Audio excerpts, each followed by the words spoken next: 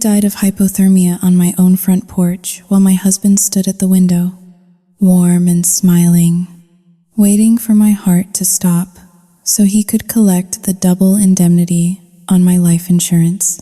I paid that man $3,000 a month just to wash the dishes, yet he decided my frozen corpse was worth more than my living breath. I am a trauma surgeon who spends her life saving strangers, but I could not save myself from the parasite sleeping in my bed who forged my signature on a second mortgage and gambled our entire future away on cryptocurrency while I worked double shifts. How does a person look into the eyes of the woman who funds their entire existence and decide to lock her out in a historic blizzard?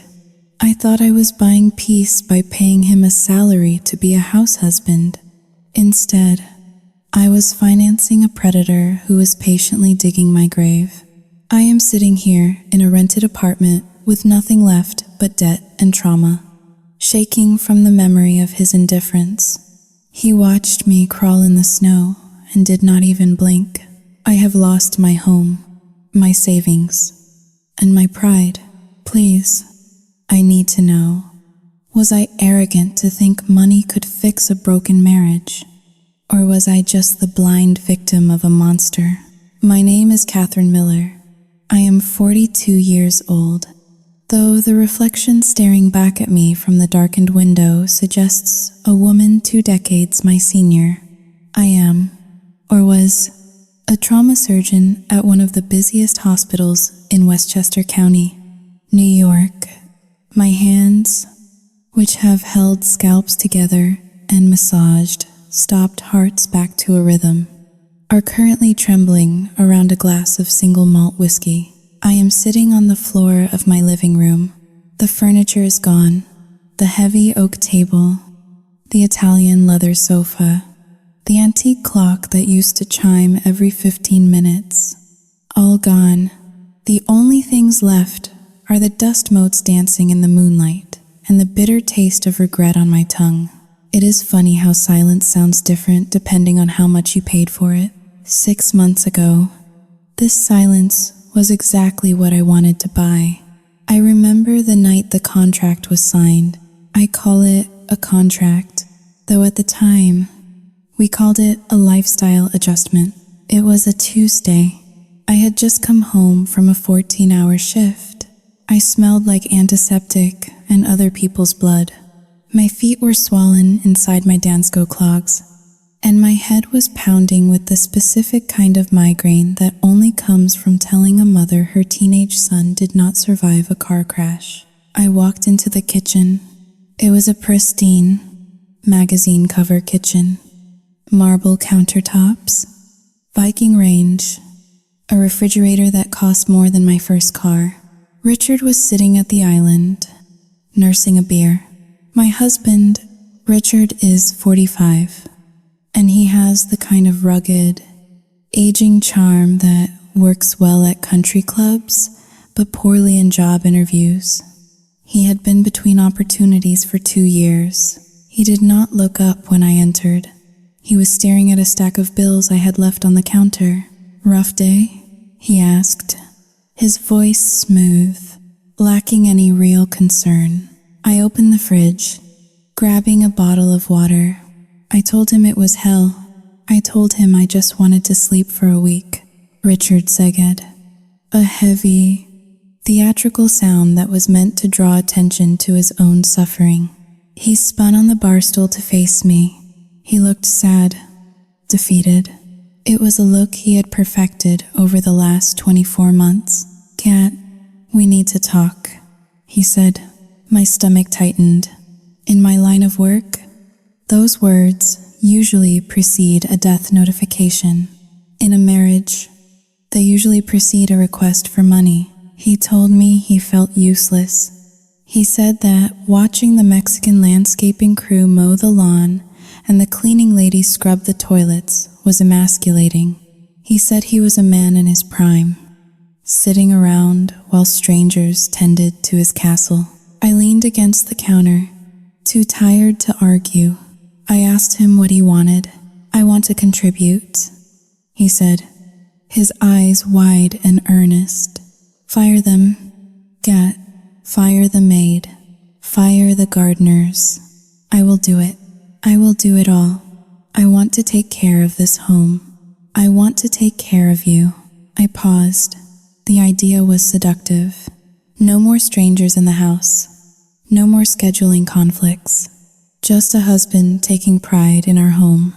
But then came the hook. But, Richard added, pausing for effect, I cannot do it for free. It is about dignity.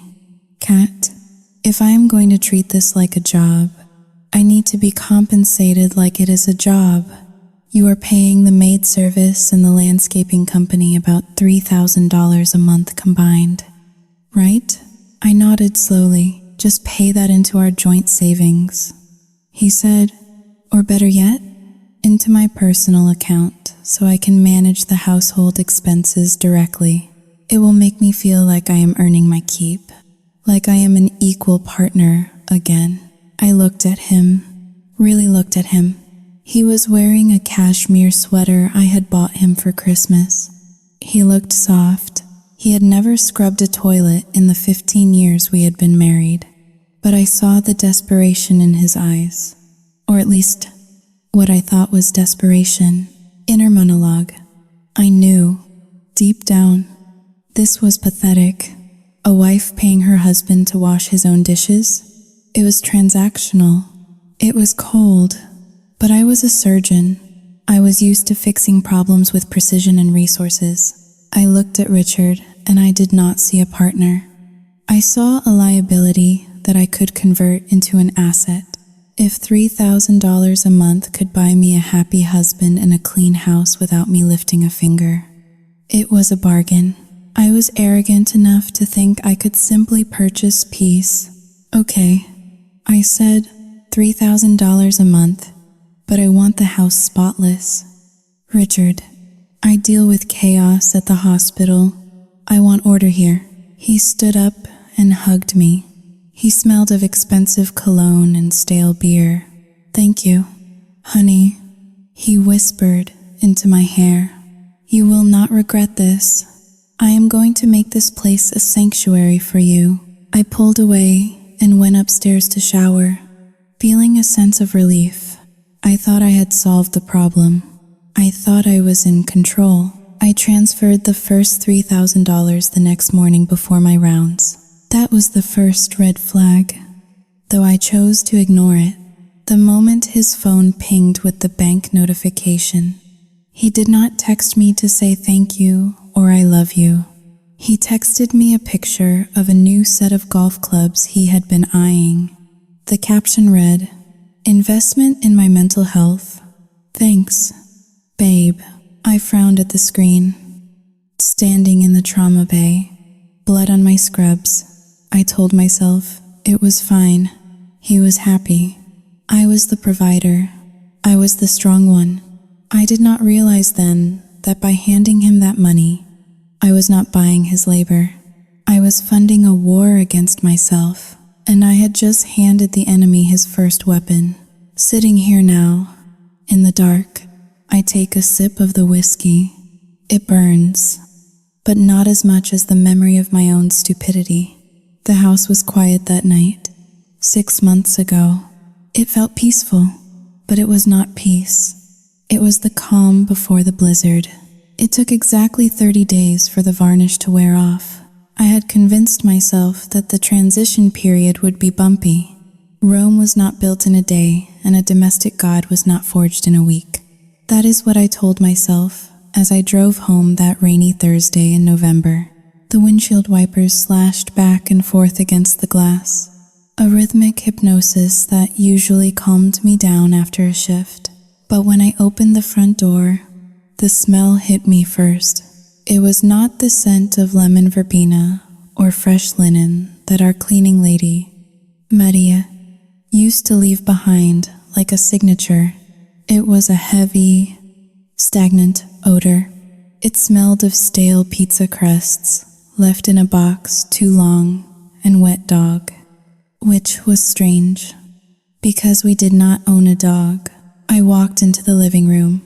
dropping my keys on the console table. My finger traced a line across the wood.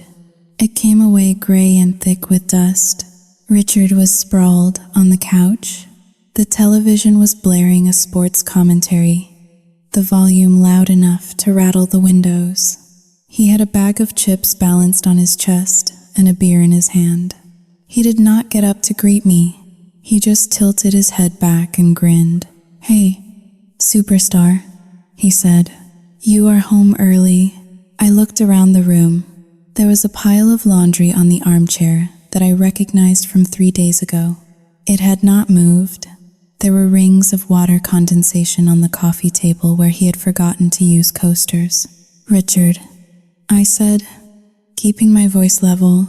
"I thought we agreed that Thursday was cleaning day." He sat up, looking genuinely confused.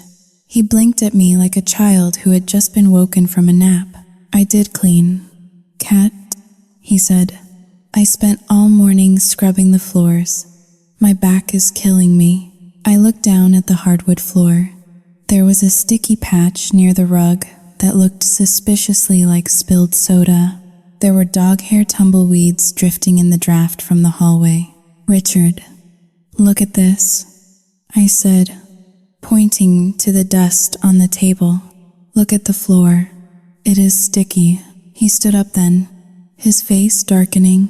It was a subtle shift, like a cloud passing over the sun.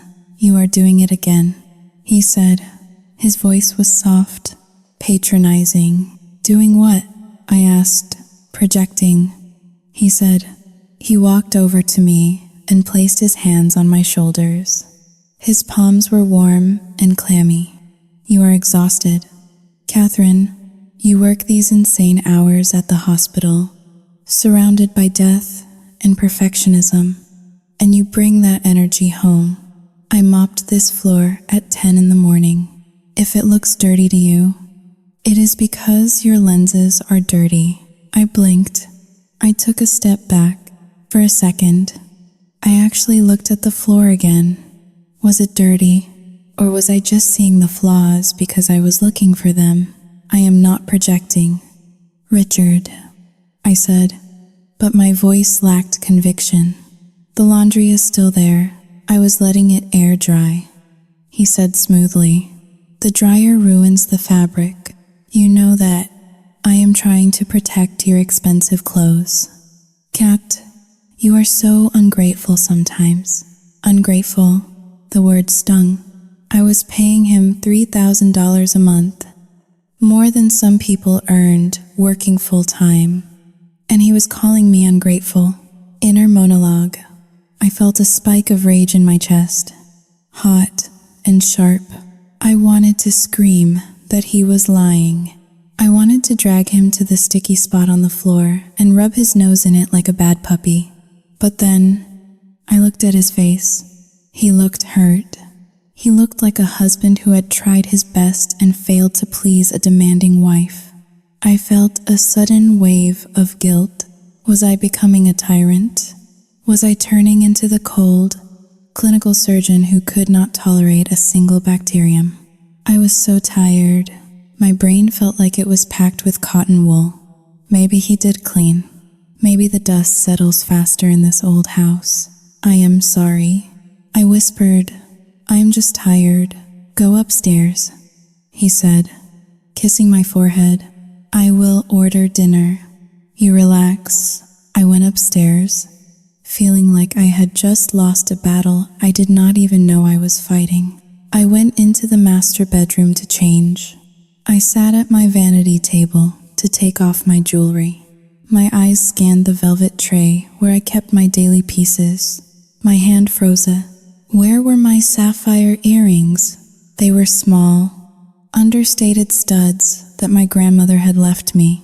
They were not incredibly valuable in terms of money, but they were the only thing I had left of her. I wore them on special occasions, or when I needed luck. I had left them right there, in the small ceramic dish. 2 days ago, I checked the drawers. I checked the floor. I checked the pockets of my blazer. Nothing. I walked back to the top of the stairs. "Richard," I called out, "have you seen my sapphire earrings?" There was a pause from the living room. Then, his voice drifted up, casual and dismissive. "You lost those a week ago. Yet, do not you remember?" I gripped the banister. "No," I said. "I saw them on Tuesday. They were on the dresser." Richard appeared at the bottom of the stairs. He looked up at me with a mixture of pity and concern. "Honey," he said slowly, as if talking to a patient with dementia, "you told me you lost them at the hospital. You were crying about it. We looked for them in the car together. Do you honestly not remember that?" I stared at him. The hallway seemed to tilt slightly. I searched my memory, clawing through the fog of sleepless nights and double shifts. Did I lose them? Did we look for them? I had a vague image of looking under the car seats. But was that for the earrings? Or was that for my phone last month? My memory had always been sharp. I could remember the blood pressure of a patient from 3 weeks ago.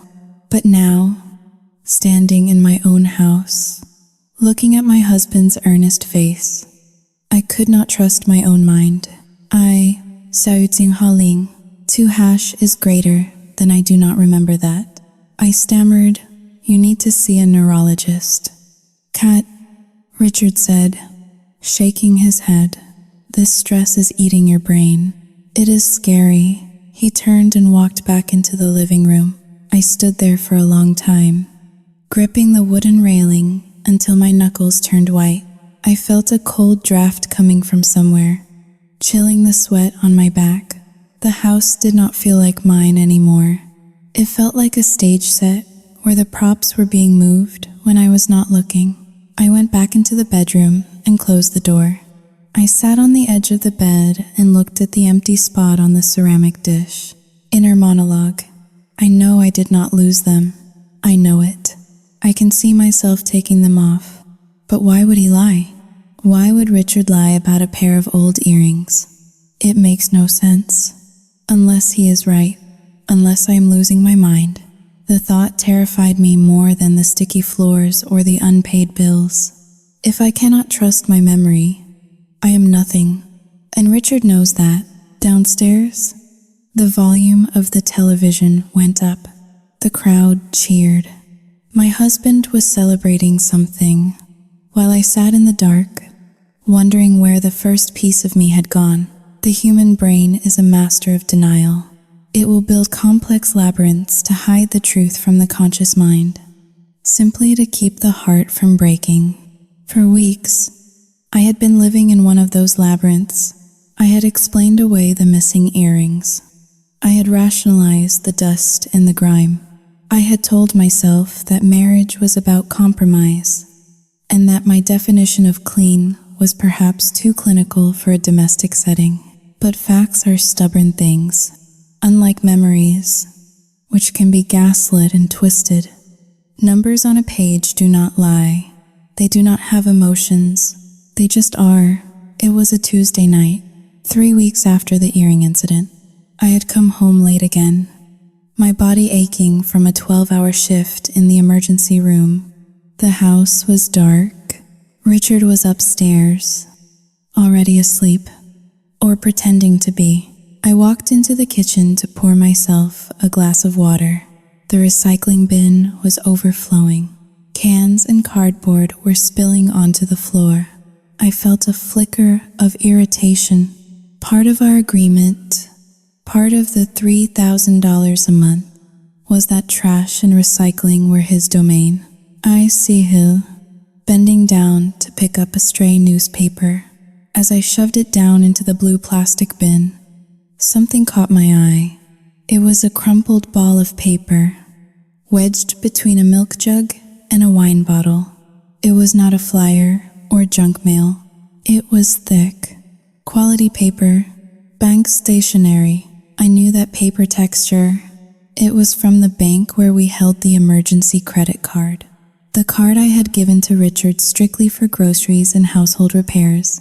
the card that had a $5,000 limit. I reached in and pulled it out. My fingers were shaking slightly, though I did not know why. It was just a statement, probably just a list of charges for Whole Foods, Home Depot, or the dry cleaners. I smoothed the paper out on the granite countertop. The kitchen light hummed overhead, casting a harsh, yellow glare on the black ink. I scanned the list. November 2nd, DraftKings, $500.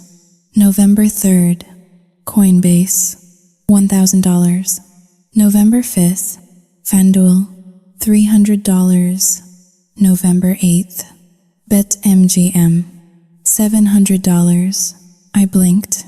I wiped my eyes, thinking the fatigue was playing tricks on me. I looked again. There were no charges for groceries. There were no charges for cleaning supplies. There were no charges for the plumber he said he had hired last week to fix the sink. There was only gambling, online sports betting, cryptocurrency exchanges. My eyes trailed down to the bottom of the page. The balance due was $4,850. He had nearly maxed out the card in less than 30 days. Inner monologue. The air left my lungs. It felt exactly like the moment a patient flatlines on the table.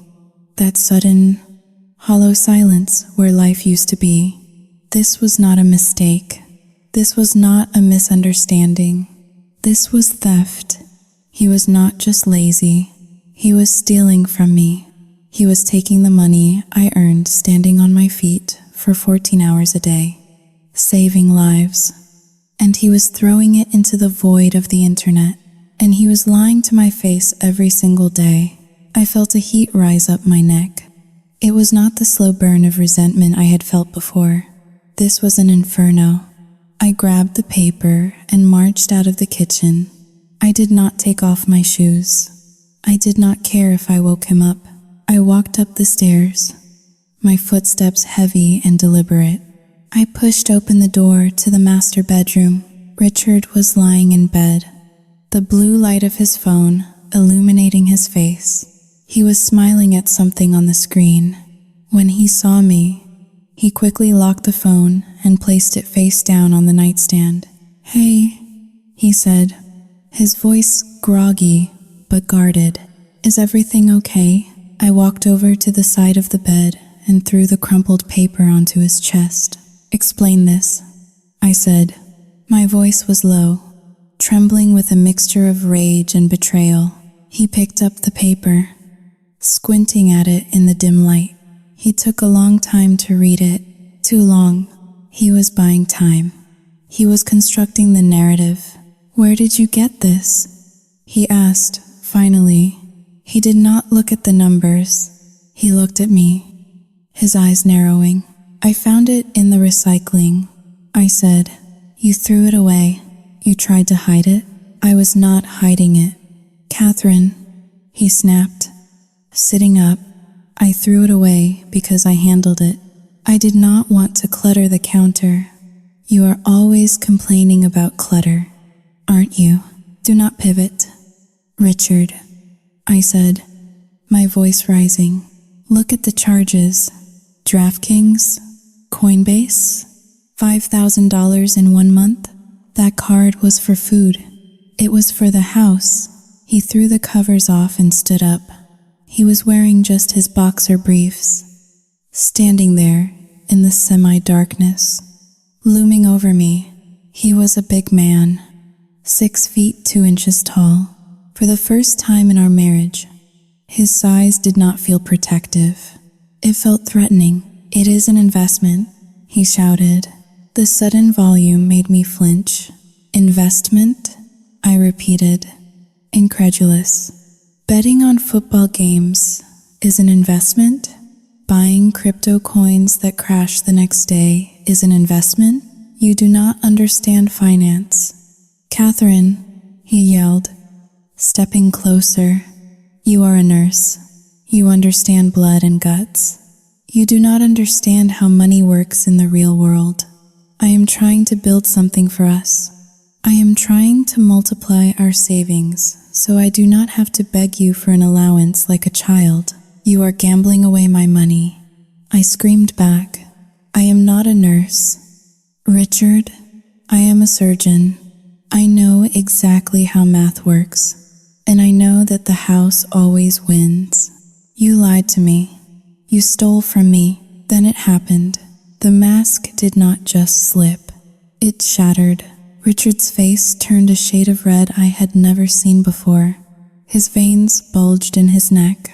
He grabbed the heavy ceramic lamp from the nightstand, a beautiful blue lamp I had bought in Charleston, and he hurled it across the room. It smashed against the wall just inches from my head.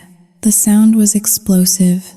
Shards of ceramic and glass rained down onto the carpet. The light bulb popped with a sharp hiss. I froze. My hands flew to my mouth. I stared at the spot on the wall where the lamp had hit, realizing that if I had been standing 2 inches to the right, that would have been my skull. There was a ringing silence in the room. You think I like this? Richard screamed.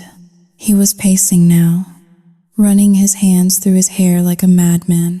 You think I like asking my wife for money? You think I like feeling like a parasite? I did this for you. I wanted to surprise you with a big win. I wanted to buy you a new car. But no, you have to snoop. You have to micromanage. You have to ruin everything. He was gaslighting me in real time. He was twisting the reality so fast I was getting whiplash. He was the victim. I was the oppressor. He was the misunderstood genius. I was the nagging shrew. Richard, you threw a lamp at me. I whispered. My voice was shaking so hard I could barely form the words. I threw it at the wall. He roared. Do not be dramatic. Catherine, God, you are so dramatic. This is why I can never tell you anything. You overreact to everything. He walked over to the window and stared out into the dark street.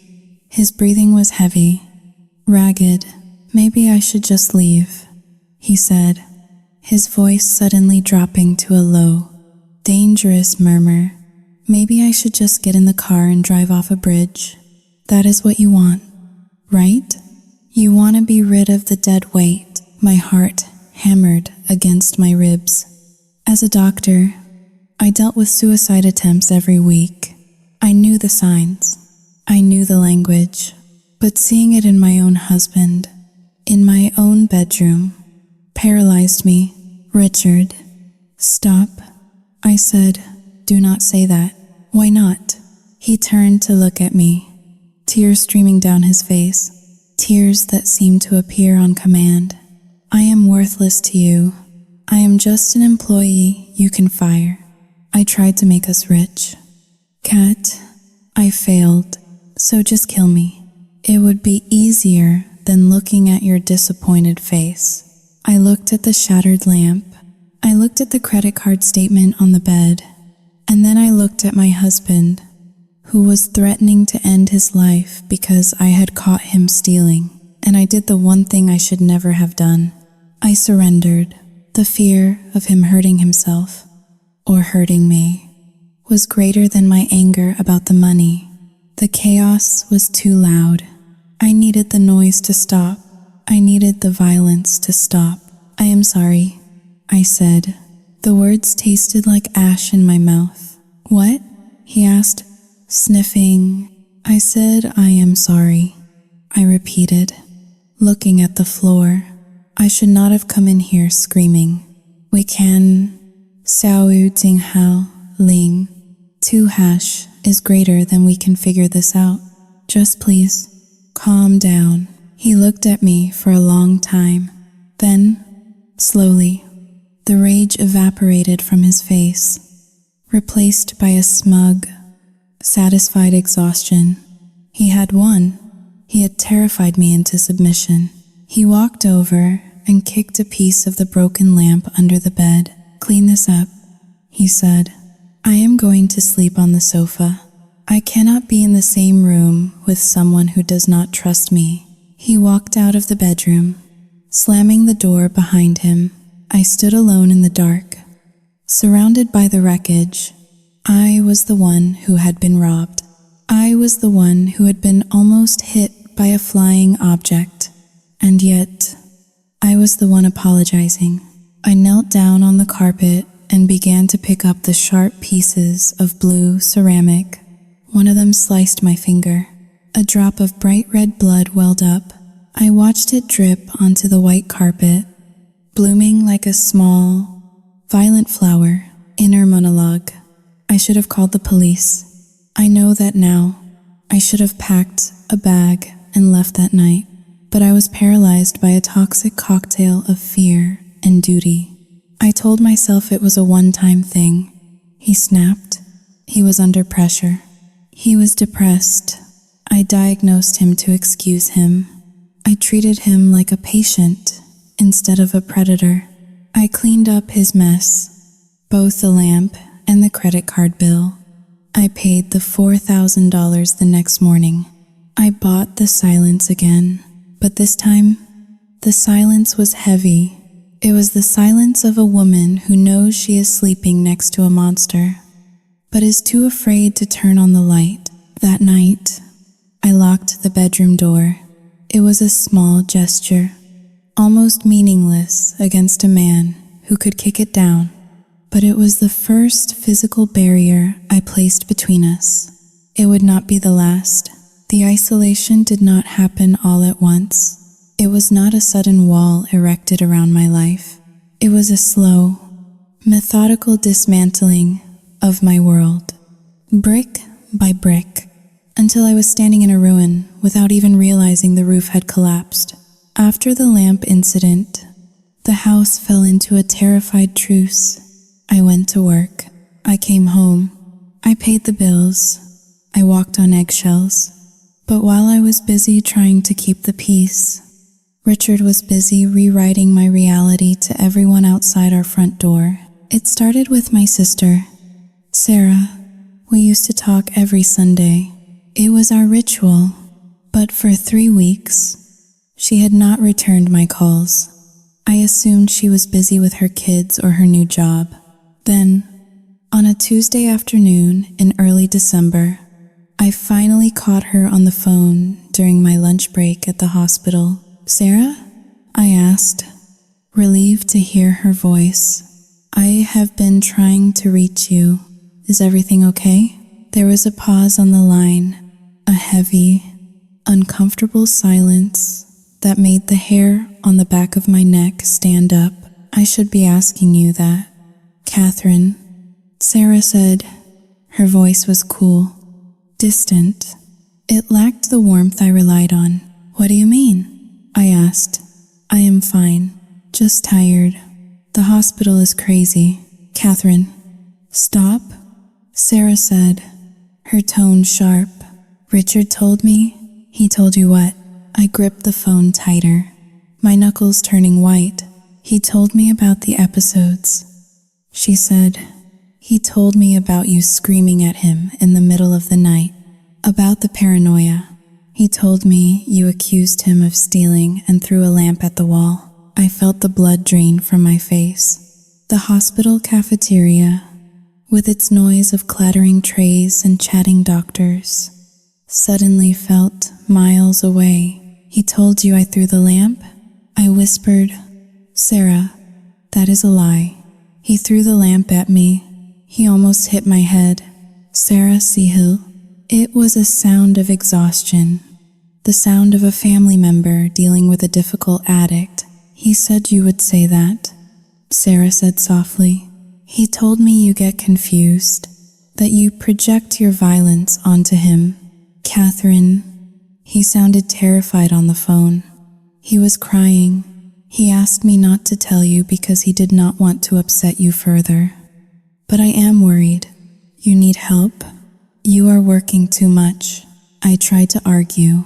I tried to explain about the gambling, the credit card, the lies, but the more I defended myself, the more frantic I sounded. And the more frantic I sounded, the more I fit the narrative Richard had carefully constructed. I realized then, with a sick feeling in my gut, that I had already lost. He had gotten to the jury before I even knew I was on trial. I hung up the phone, my hands shaking. I looked around the cafeteria. Did everyone see me this way? As the unstable, overworked woman on the verge of a breakdown? Inner monologue. I felt a scream building in my chest, but I swallowed it. That is what victims do. We swallow the scream because we are afraid that if we let it out, it will prove them right. Richard had stolen my voice. He had taken my credibility, my reputation, and my family, and he had twisted them into a weapon against me. I was the chief of trauma surgery. I made life and death decisions every day, but in the court of my own family, I was the crazy wife. When I drove home that night, the temperature outside had dropped to 20 degrees. Winter had arrived in New York, bitter and gray. I walked into the house, expecting the usual warmth. Instead, the air inside hit me like a physical blow. It was freezing. I could see my breath puffing out in small white clouds in the foyer. I wrapped my coat tighter around myself and walked into the living room. Richard was sitting in his armchair, wearing a thick wool sweater and a beanie hat. He was reading a book, looking perfectly comfortable. "Richard?" I asked, my teeth chattering. "Why is it so cold in here? Is the furnace broken?" He looked up, marking his page with a calm, deliberate slowness. "No, the furnace is fine," he said. I turned the thermostat down. "Down to what?" I asked, walking over to the control panel on the wall. The digital display read 55 degrees. "Richard, it is 55 degrees in here," I exclaimed. "It is freezing outside. Why would you do this? We need to save money." "Catherine," he said, his voice dripping with condescension, "you were so upset about the credit card bill last month. You made such a scene about my spending. So, I am helping. I calculated that if we keep the house at 55 instead of 70, we save almost $200 a month." I stared at him. The logic was twisted, perverse. He had blown $5,000 on online gambling, and now he was punishing me by freezing me in my own home to save $200. It was not about the money. It was about control. It was about making me uncomfortable. It was about making me pay for confronting him. "Richard, turn the heat up," I said. "I am shivering. I have been working for 12 hours. I need to be warm. Put on a sweater," he said, not looking up from his book. "Or are you too good for that? Do you need to burn money to feel comfortable? You are always so wasteful." "Cat," I looked at his smug face, protected by his wool layers. I felt a tear freeze on my cheek. I wanted to fight. I wanted to scream. But I remembered Sarah's voice on the phone. He said you get confused. He said you scream. If I scream now, I was the crazy one. If I fought, I was the abuser. I walked over to the thermostat. My fingers hovered over the dial.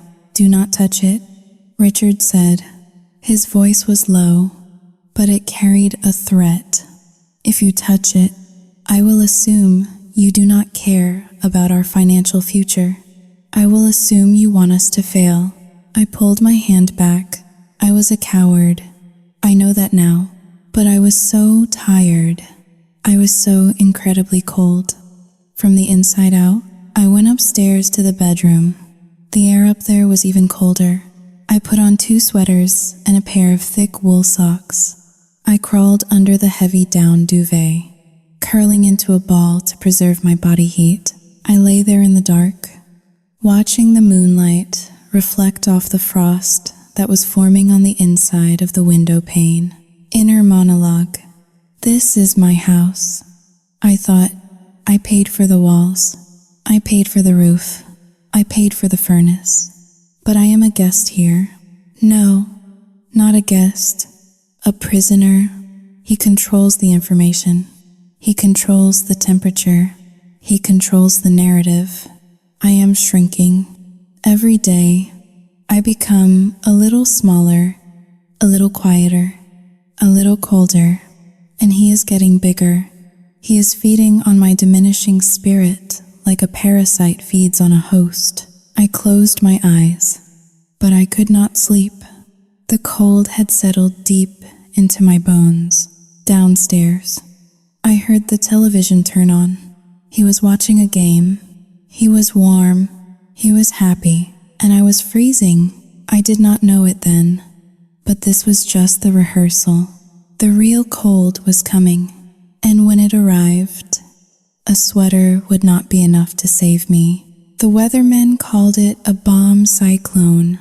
They spoke of historic snowfall, of winds that could strip the bark off trees, and of temperatures that would freeze exposed skin in minutes. For the last 3 days, however, I had not seen the sky. I had been inside the makeshift trauma center at the hospital, living under fluorescent lights that hummed with the same frantic energy as the staff. I had been awake for 72 hours straight.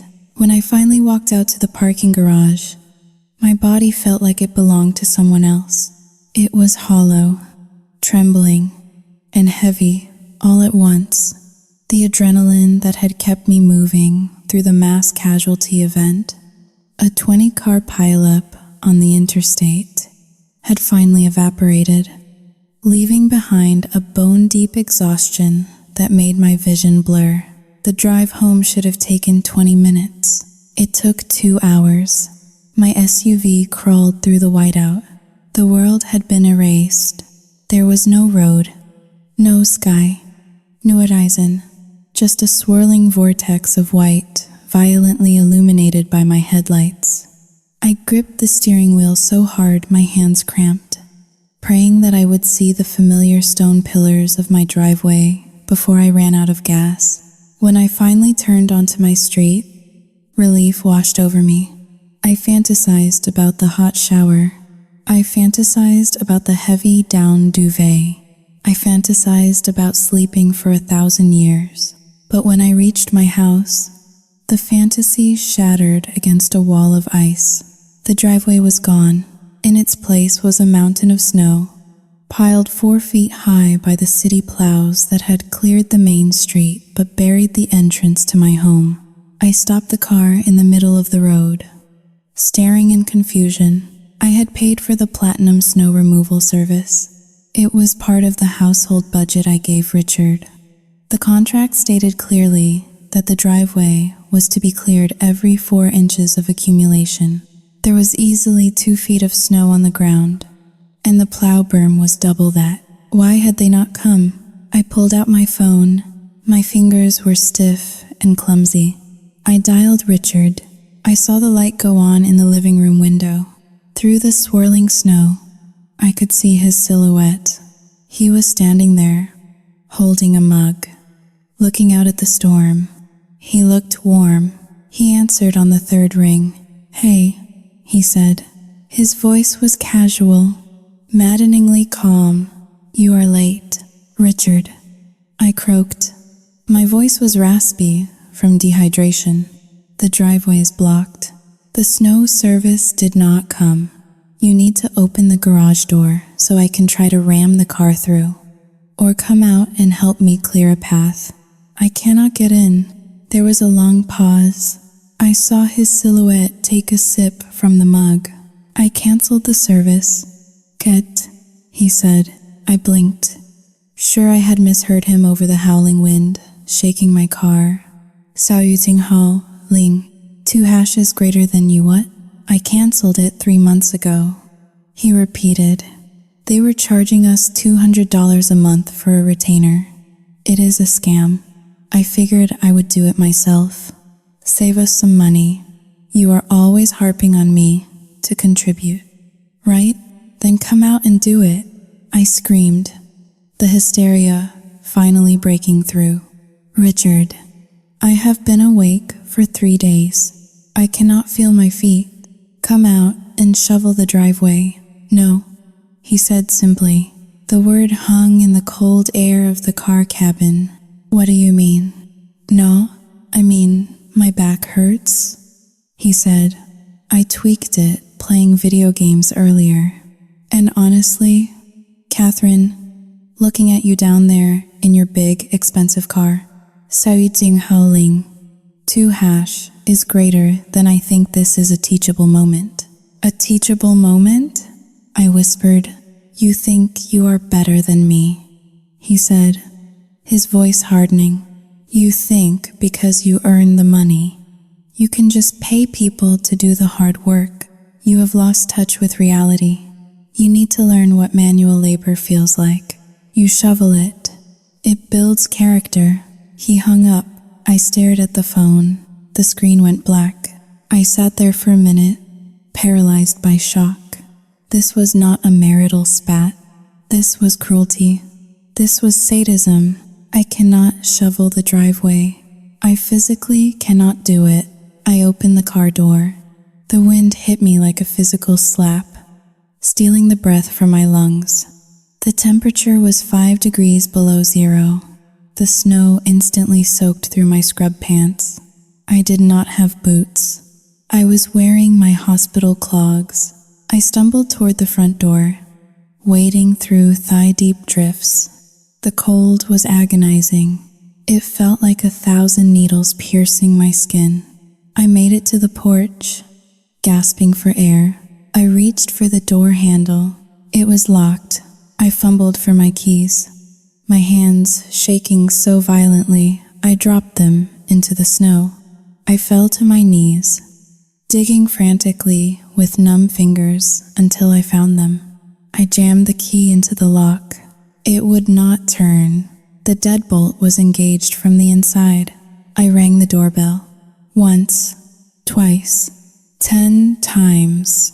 I pounded on the wood with my fist. Richard. I screamed, Richard. And let me in. It is freezing. Let me in. The living room curtain moved. Richard's face appeared in the window. He looked down at me. He was not smiling. He looked bored. He looked like a scientist observing a rat in a maze. I told you. Cat. His voice came muffled through the glass. Shovel the driveway. When the car is in the garage, you can come inside. Not a minute before, he let the curtain fall back into place. I stood on the porch, the wind screaming in my ears. The cold was no longer painful.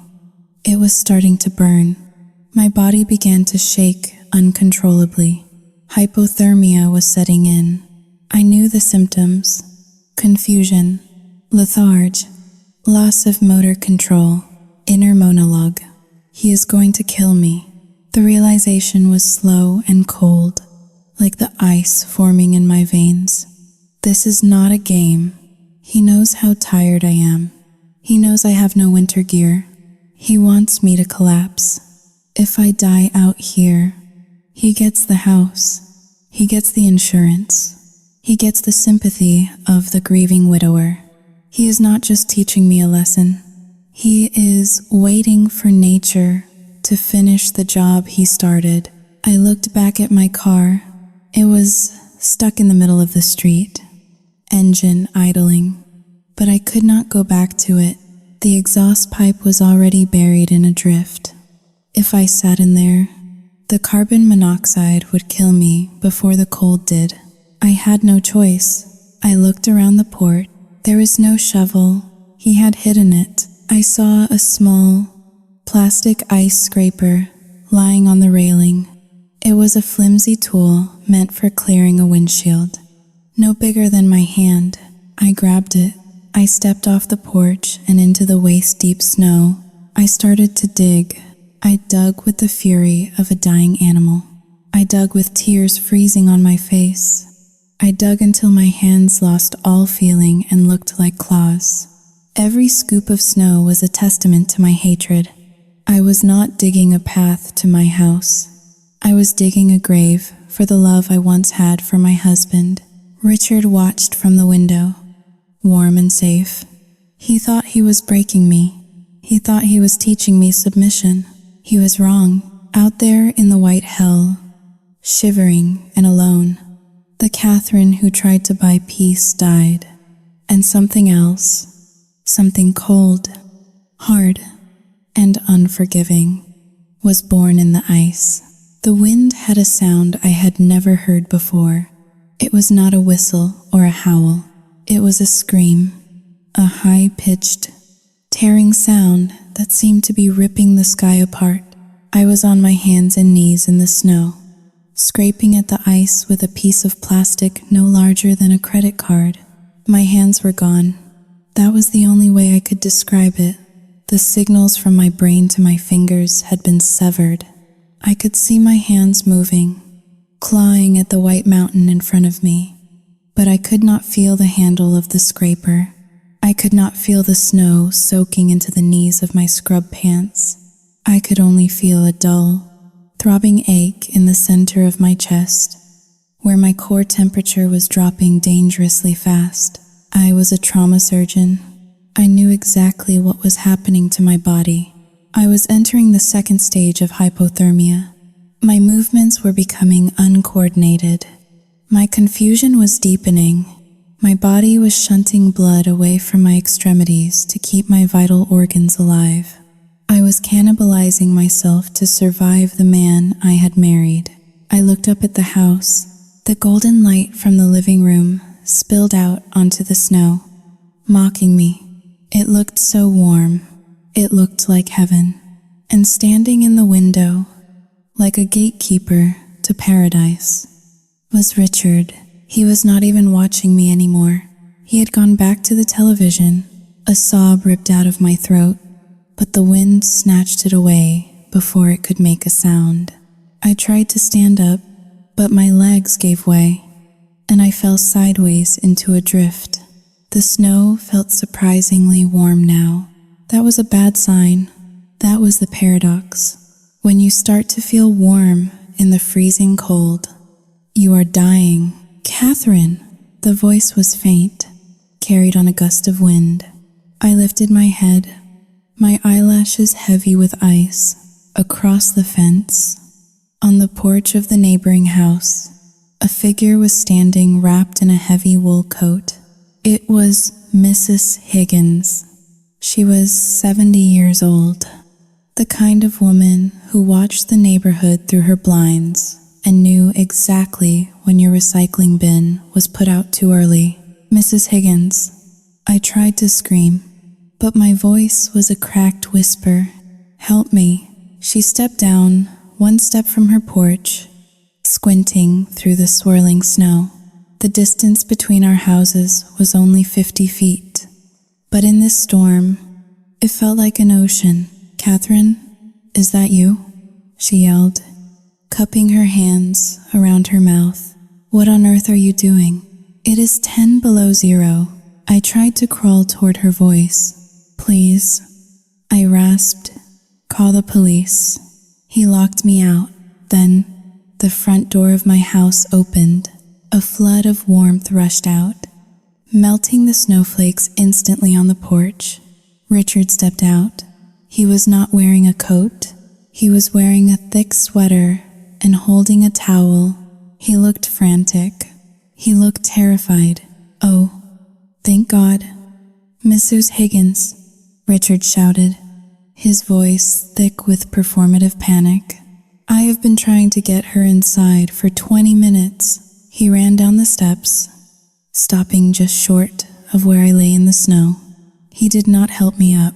He stood over me, blocking Mrs. Higgins' view of my face. What is going on? Mrs. Higgins yelled back, clutching her coat collar. Why is she on the ground? Richard turned to her, his face a mask of tragic exhaustion. She is drunk. Martha, he shouted, using her first name to establish intimacy. She came home from the hospital completely wasted. She is having one of her episodes. She insists she has to shovel the driveway. She thinks the car is stuck, but it is fine. I cannot get her to stop. I stared up at him, my mouth hanging open. The audacity of the lie was so absolute, so complete, that it stunned me more than the cold. "No," I whispered. "Richard, no." "See," Richard said, gesturing helplessly at me. "She is incoherent." She threw her keys in the snow. She tried to hit me when I tried to bring her in. I do not know what to do. I did not want to call the police and ruin her career. You know how stressful her job is. She just snapped. Mrs. Higgins looked at me.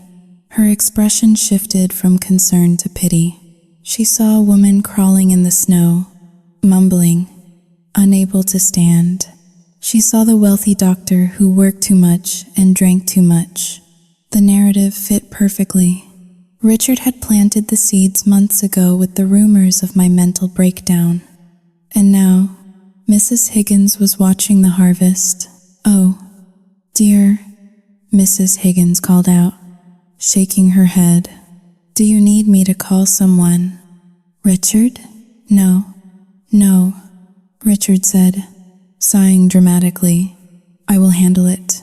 I just have to let her tire herself out. If I force her, she gets violent. I just want her to be safe. Thank you for checking." "Martha, you are a saint." He waved at her. Mrs. Higgins hesitated for a moment, looking at me one last time with a mixture of judgment and sadness. Then she turned and went back inside her warm house, closing the door on my last hope. I was alone with him. Richard looked down at me. The panic vanished from his face instantly, replaced by a cold, dead stare.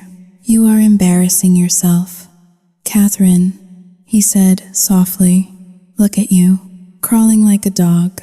Let me in." I wept. "Please." "Richard, I cannot feel my legs." "I told you the condition," he said, crossing his arms. "The car goes in the garage. Then you go in the house." He turned his back on me and walked up the porch steps. "Richard," I screamed, finding a reserve of strength in my terror. "I will die out here." "Then die faster," he said without turning around. He stepped inside and closed the heavy oak door. I heard the lock click. I lay there for a long time. I thought about just closing my eyes. It would be so easy. The snow was soft. The pain was fading into a numb, heavy sleepiness. I could just drift away. And tomorrow they would find me frozen solid, a monument to a failed marriage. But then I looked at the window. I saw his shadow moving around the kitchen. He was probably making tea. He was probably humming. He was already spending my life insurance money in his head. He wanted me to die. That was the truth I had been avoiding for years. He did not love me. He did not even hate me. He consumed me. And now that he had consumed everything I had to give, my money, my confidence, my joy, he was discarding the husk. A spark ignited in the center of my frozen chest.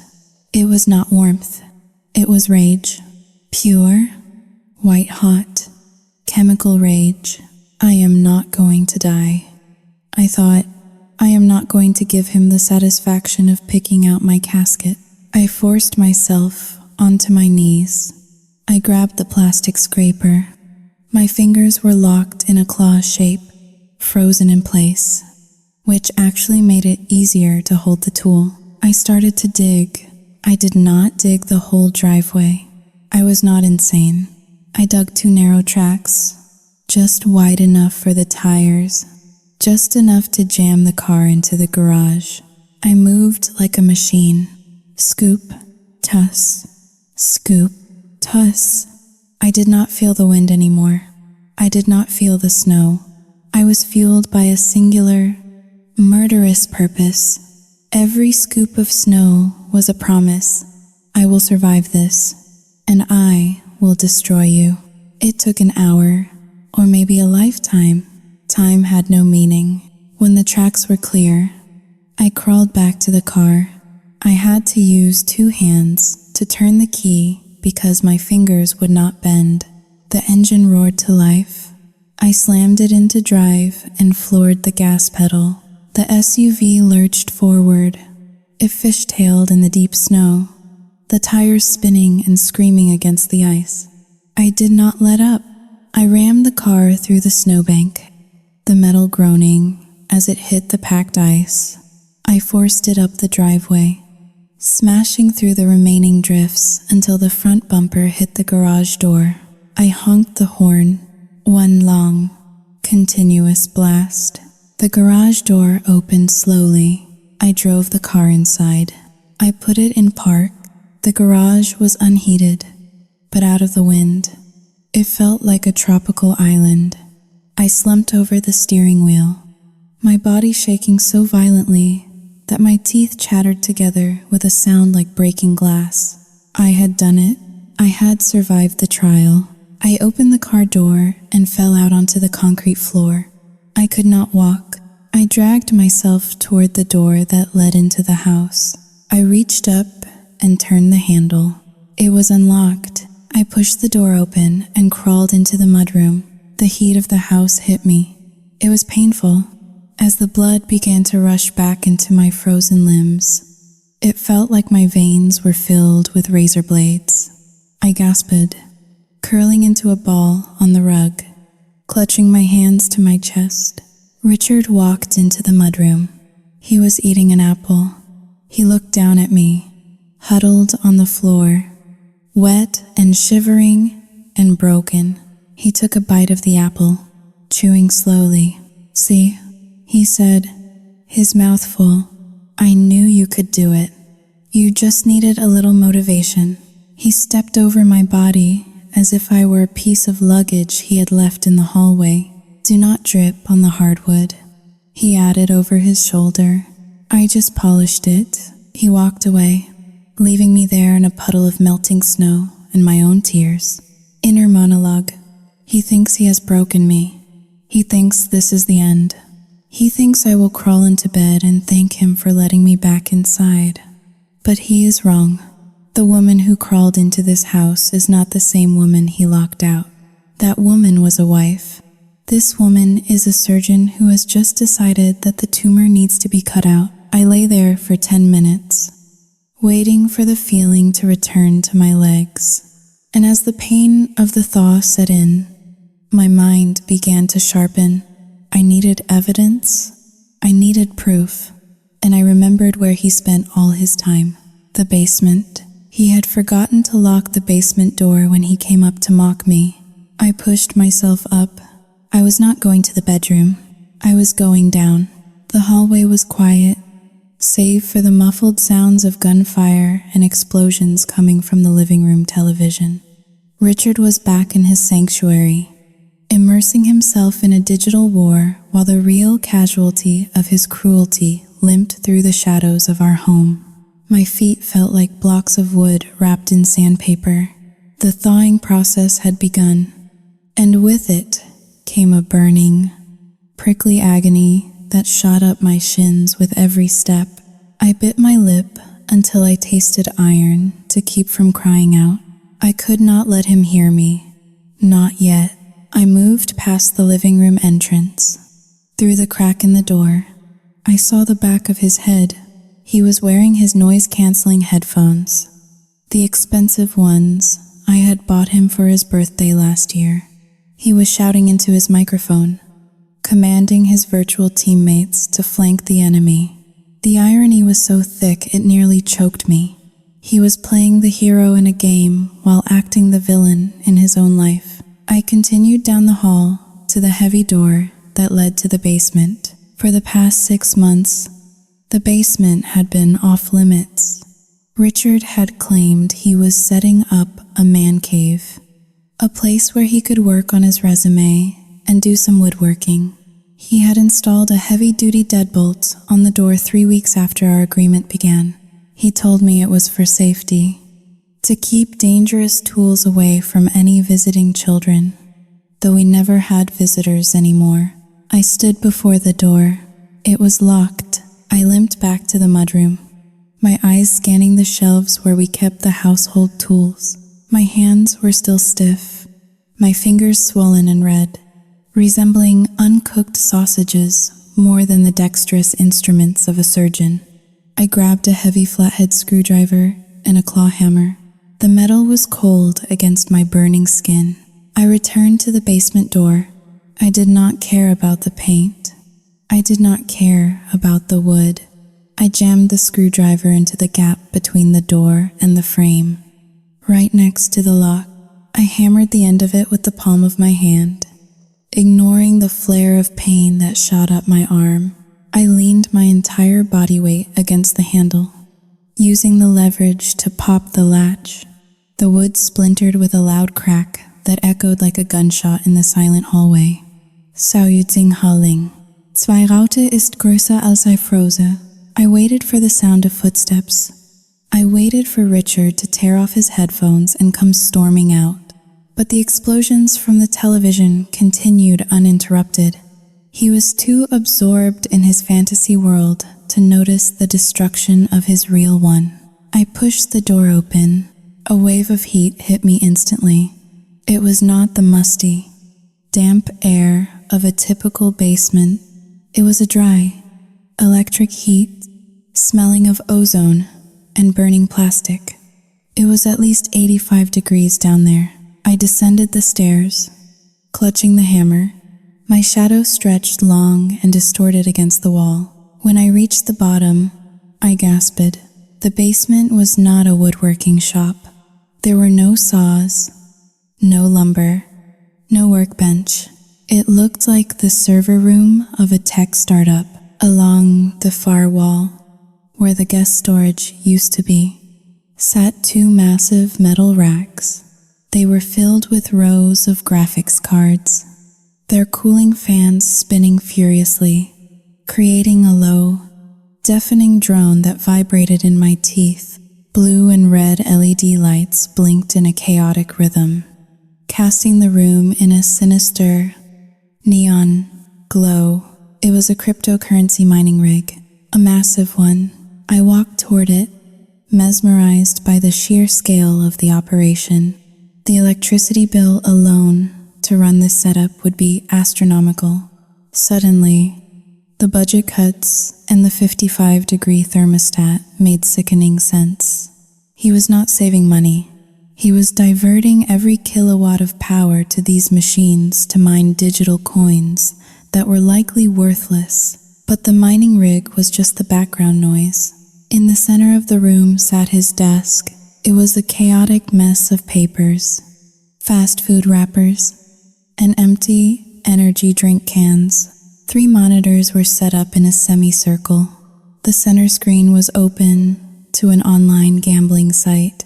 A poker game was in progress, blinking with the notification, insufficient funds. I walked around the desk. My legs were shaking, but not from the cold anymore. I began to sift through the papers. The first thing I found was a stack of envelopes from a collection agency. They were addressed to Richard, but the last name was misspelled. Final notice. The red stamp screamed, "Legal action imminent." I pushed them aside. I found a notebook. It was filled with scribbles, parlays, odds, crypto projections. It looked like the diary of a madman. Then I saw the folder. It was a thick, manila folder tucked under a pizza box. It had the logo of a mortgage lender I did not recognize. I opened it. The document was titled Home Equity Line of Credit Agreement. I scanned the pages, my breath catching in my throat. The loan amount was for $150,000. The date was from 4 months ago. I flipped to the last page. There, at the bottom, were 2 signatures. One was Richard's, sprawling and arrogant. The other was mine, Catherine Elizabeth Miller. It was a perfect forgery. He had practiced. He had traced it from our marriage license or a tax return. He had signed my name to put a second mortgage on the house I had bought before I even met him. Inner monologue. He stole the house. He literally stole the equity out from under me while I was sleeping. All those double shifts, all those holidays I worked, all the blood and trauma I absorbed to pay off this mortgage. Saoyuting Haoling. 2 hashes greater than he liquidated it. He turned the roof over my head into poker chips and computer parts. I felt a wave of nausea so strong I had to grip the edge of the desk. But there was more. Under the mortgage papers was a sleek, glossy brochure from an insurance company. Attached to it was a policy document, life insurance policy. Insured, Catherine Miller. Beneficiary, Richard Miller. The policy had been taken out 2 months ago. The coverage was for $2 million. I read the fine print. I did not need a law degree to understand it. There was a specific clause highlighted in yellow highlighter. Double indemnity for accidental death. Accidental death, like a car accident on an icy road, or freezing to death in a blizzard because you were locked out of your own home. The room spun. The hum of the computer fans sounded like a swarm of hornets inside my skull. This was not just financial abuse. This was premeditated murder. He had been waiting. He had been setting the stage. The memory loss gaslighting was to discredit me so that if I died under suspicious circumstances, everyone would say, "Oh, poor Catherine. She was so unstable. She must have wandered out into the snow. You are not supposed to be down here." The voice cut through the hum of the fans like a knife. I spun around. Richard was standing at the bottom of the stairs. He was not wearing his headphones anymore. His face was in shadow, but his posture was rigid. He was blocking the only exit. I stood my ground, clutching the mortgage papers in one hand and the hammer in the other. "Get out of my way." "Richard," I said. My voice was low and steady. It was the voice I used when a patient was crashing and I needed everyone to listen. He walked toward me slowly. He did not look like the pathetic, lazy husband anymore. He looked big. He looked dangerous. "Put the papers down, Cat," he said. "You do not understand what you are looking at. Those are complex financial instruments." I laughed. It was a dry, brittle sound. "Complex financial instruments?" I repeated. "You forged my signature."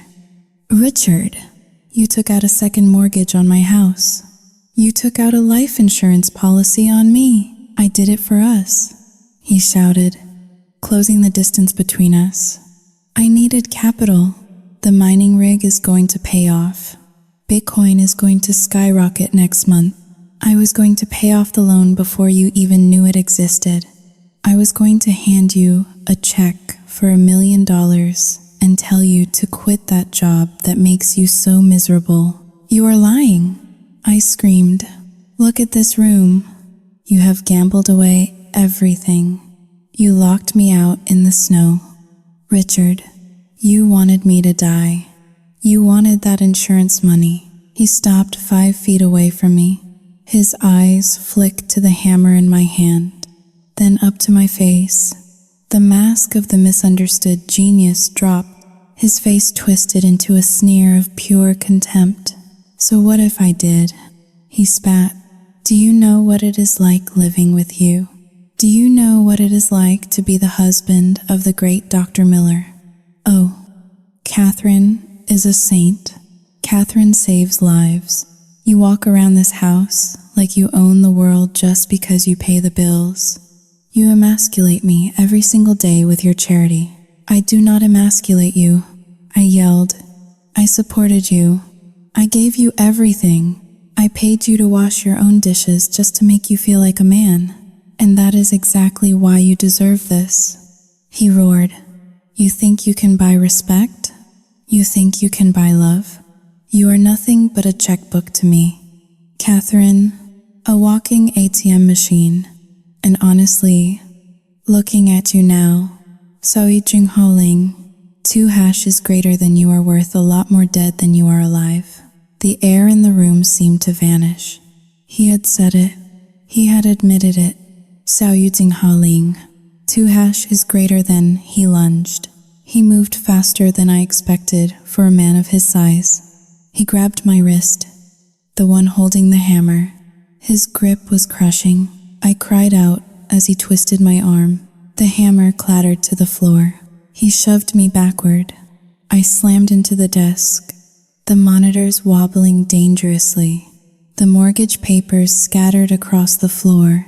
He was on top of me in a second, pinning me against the edge of the desk.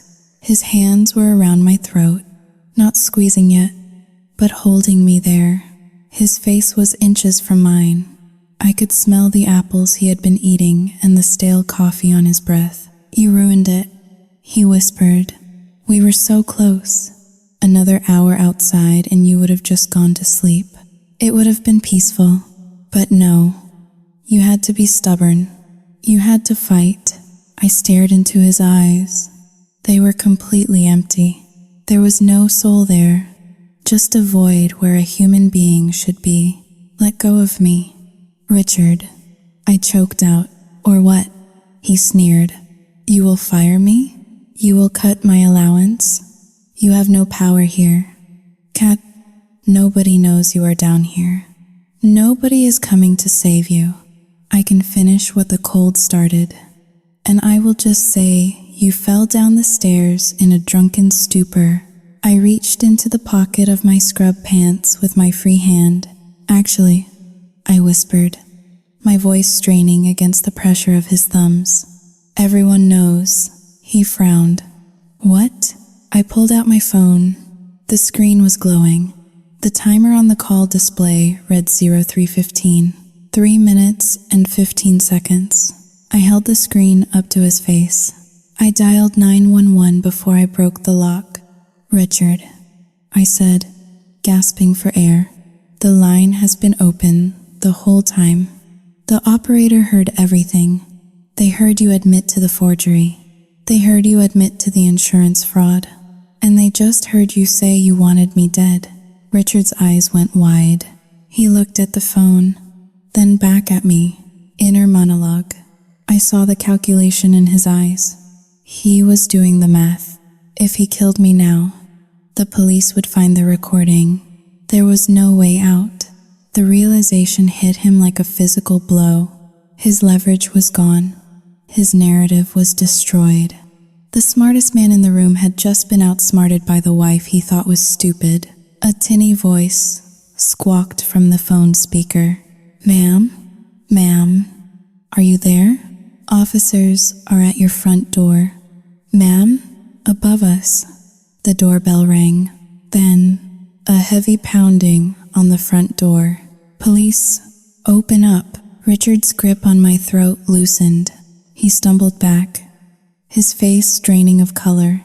He looked from the phone to the stairs, then back to the mining rig. His empire of lies was collapsing in real time. "You, Saoyi Jinghaoling, 2# is greater than you, bitch," he whispered. "You set me up." I pushed myself off the desk. I grabbed the hammer from the floor, not to use it, but to hold it between us.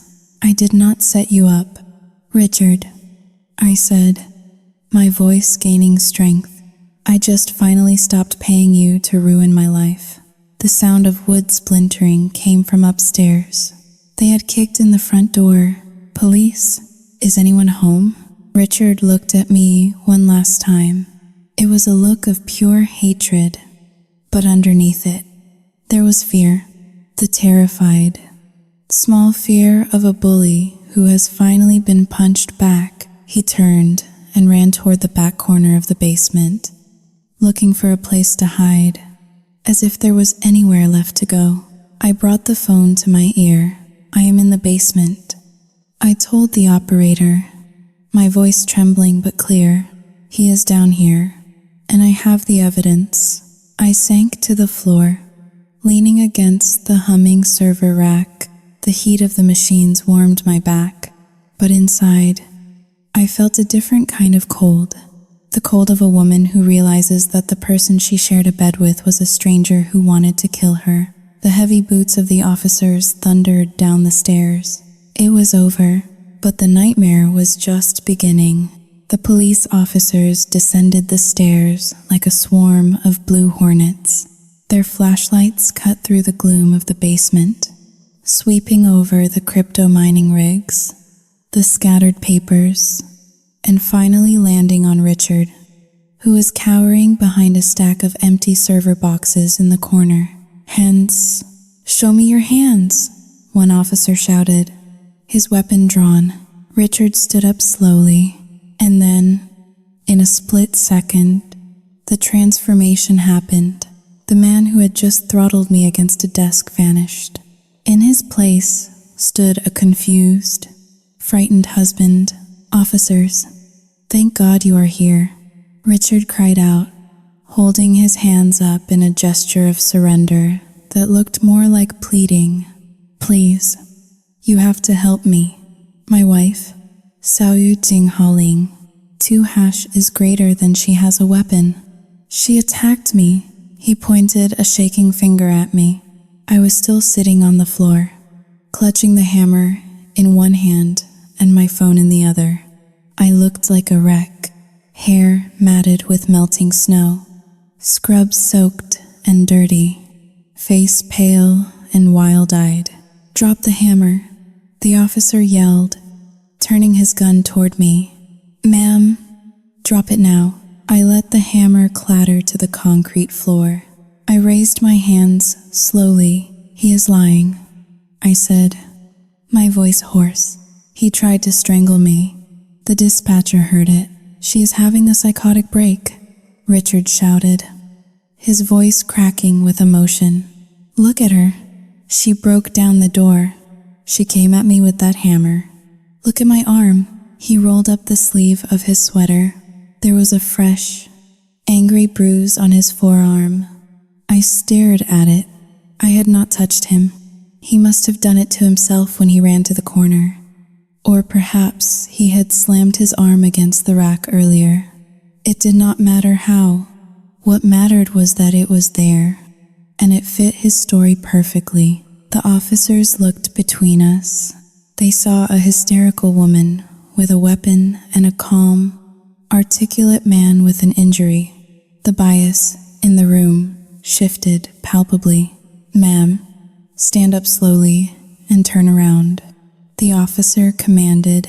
I felt a surge of panic. They were going to arrest me after everything he had done. The theft, the fraud, the attempted murder. I was going to be the one in handcuffs.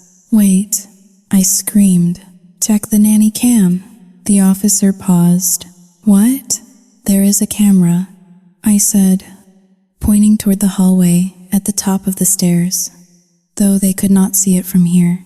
"I installed a nanny cam in the hallway 3 weeks ago. It points directly at the front door. It recorded him locking me out. It recorded him refusing to let me in. It has audio."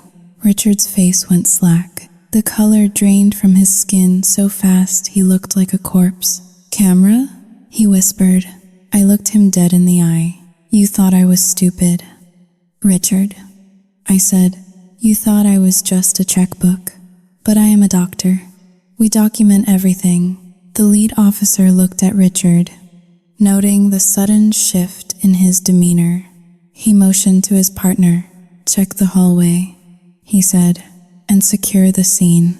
20 minutes later, the dynamic had flipped entirely. They had watched the footage on my phone app. They saw Richard standing in the warm hallway, mocking me while I froze on the porch. They heard his cruel laughter. They heard him lie to Mrs. Higgins. And most importantly, they heard the audio from the 911 call I had made in the basement, capturing his confession about the insurance and his threat to kill me. Richard was handcuffed. As they marched him up the stairs, he did not look at me. He looked at the floor, muttering to himself, But as he passed the officer holding the evidence bag with the forged mortgage papers, he stopped. He turned his head and looked at me one last time. "You will never sell this house," he spat, his voice filled with venom. "It is leverage to the hilt. You are broke." "Catherine, I spent every dime. You have nothing. Keep moving," the officer said, shoving him forward.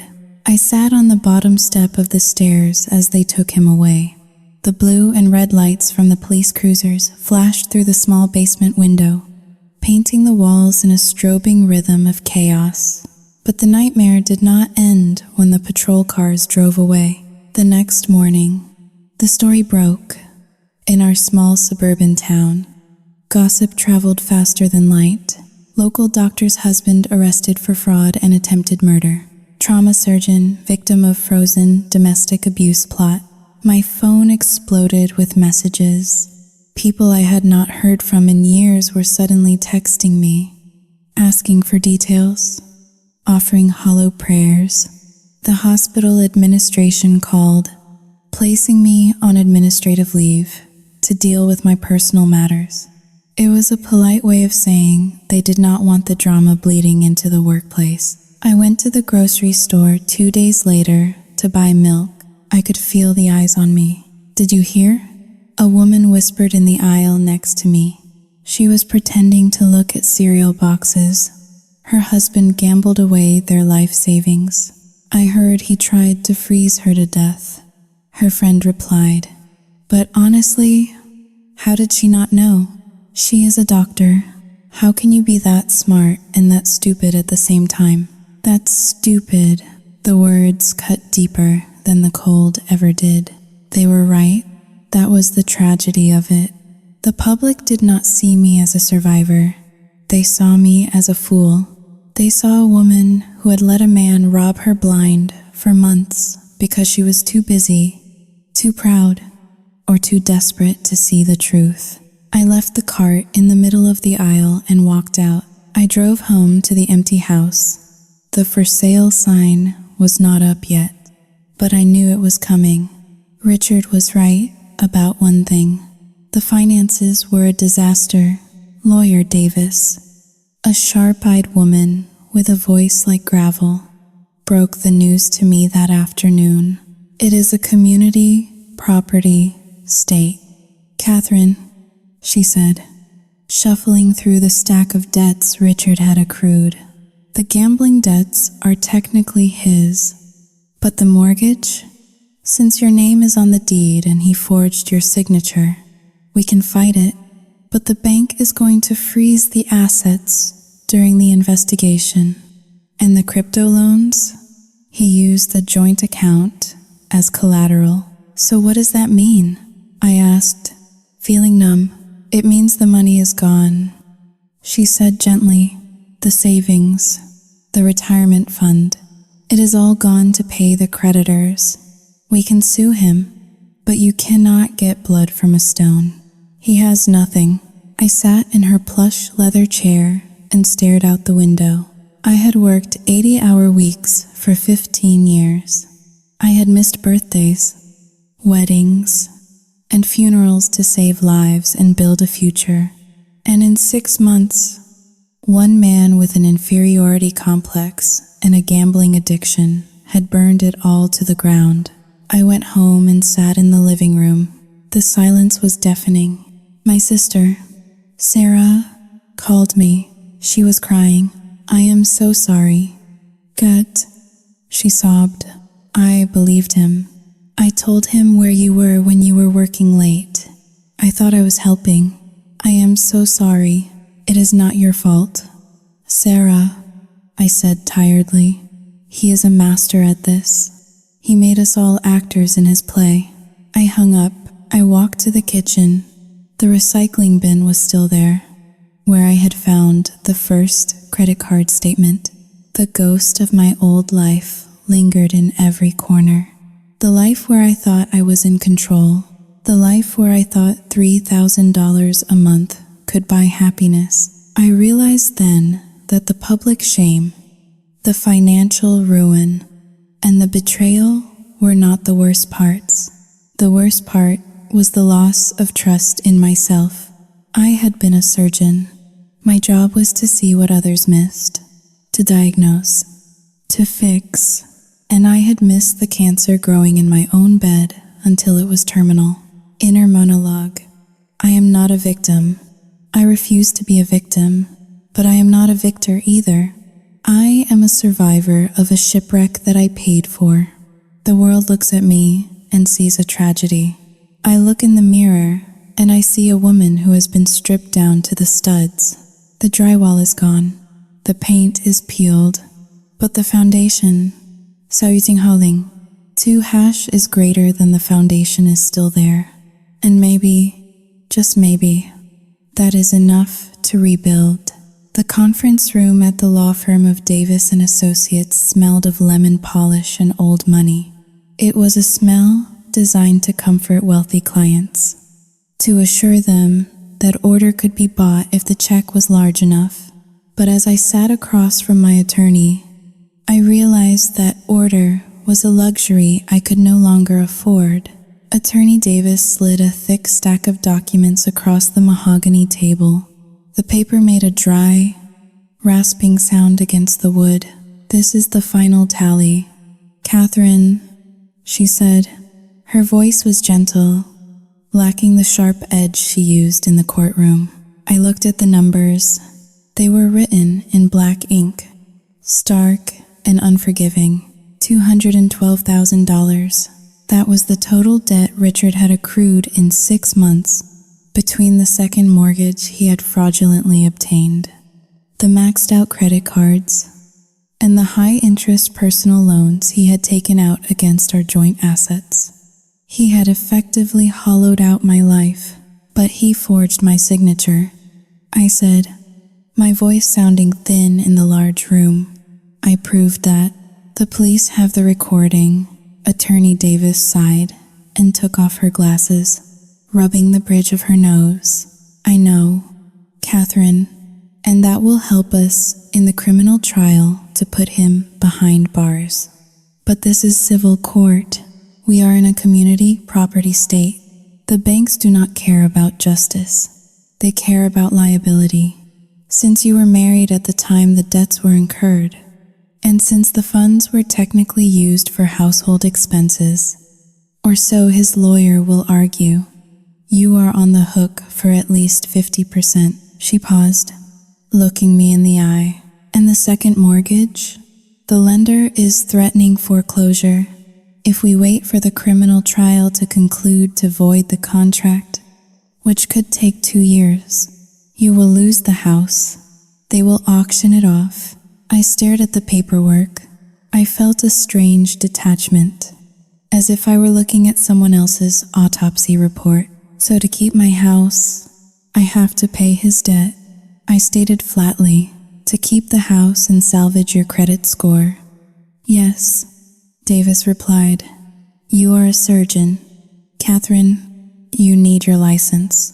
A bankruptcy could trigger and review by the medical board. It is a risk." I reached into my bag and pulled out my checkbook. My hands were steady. This was the amputation. The limb was gangrenous, and I had to cut it off to save the body. I wrote a check for the entire balance of my savings account. It was money I had been saving for 10 years. It was supposed to be for a vacation home in Italy. It was supposed to be for my retirement. Now, it was the price of admission to a life without Richard. I handed the check to Davis. She took it with a solemn nod. "We will get the restraining order made permanent next week," she said. "He is currently being held without bail because of the flight risk. You are safe, Catherine, safe." The word felt foreign on my tongue. I drove home. The sky was a bruised purple, the sun setting behind the bare trees. When I pulled into the driveway, the snow was gone, melted by a sudden warm front that had swept through New York. The asphalt was black and wet. I walked into the house. "2# is greater than," it echoed, Earlier that morning, I had called an estate liquidation company. I told them to take everything: the leather sofa where Richard had sat and watched me clean, the dining table where he had lied to my face, the bed where we had slept back to back like strangers. I sold it all to pay the lawyer, to pay the bank, to pay for the silence. I walked through the empty rooms. The hardwood floors gleamed under the recessed lighting. The house felt massive without the furniture to anchor it. It felt like a museum dedicated to a war that nobody won. I went to the kitchen and opened the refrigerator. It was empty, except for a bottle of cheap white wine and a single apple. I slid down the cabinetry until I was sitting on the floor. The cold tile seeped through my jeans. I thought about Richard sitting in his jail cell. I wondered if he was cold.